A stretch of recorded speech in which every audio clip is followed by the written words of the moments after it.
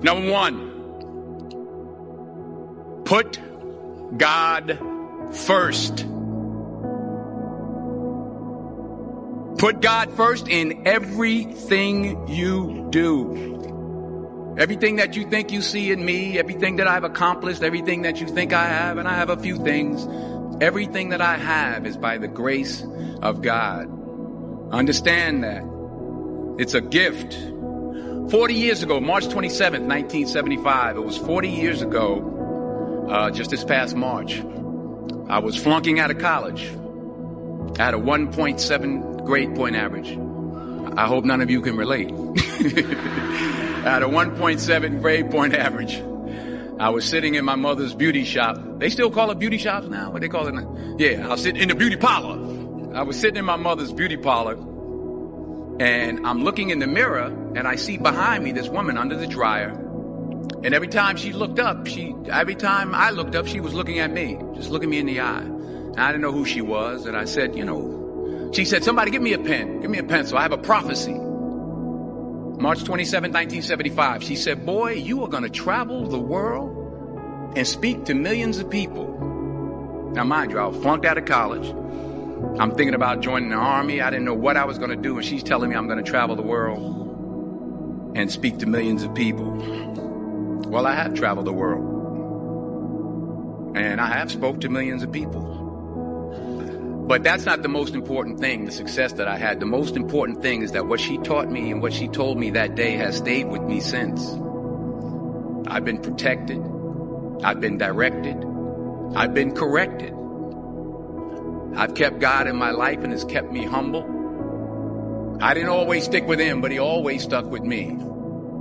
So stick with him in everything you do. If you think you want to do what you think I've done, then do what I've done and stick with God. Number two, fail big.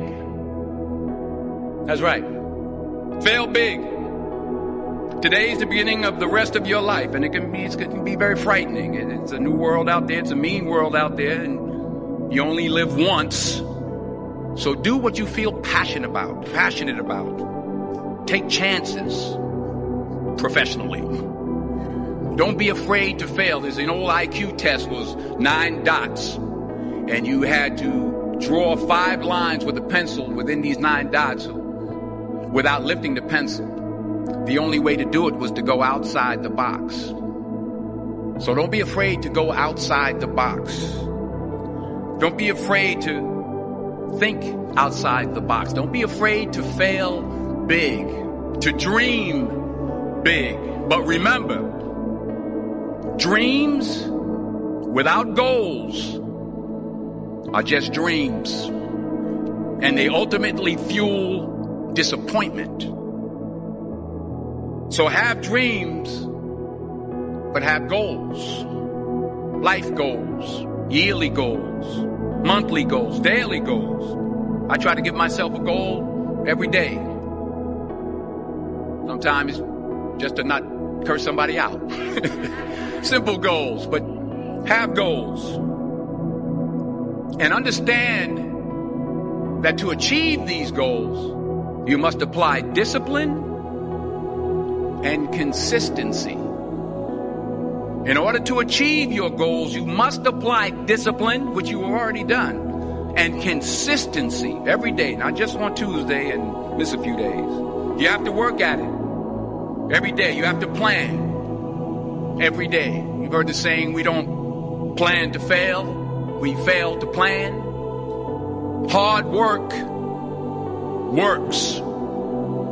Working really hard is what successful people do. And in this text, tweet, twerk world that you've grown up in, remember, just because you're doing a lot more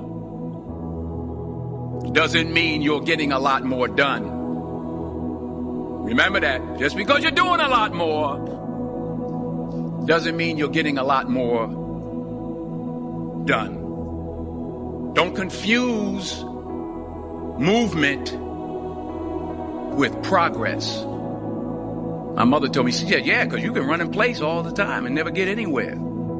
So continue to strive, continue to have goals, continue to progress. Number 3, you'll never see a U-Haul behind a hearse. I'll say it again. You'll never see a U-Haul behind a hearse. I don't care how much money you make, you can't take it with you. And it's not how much you have.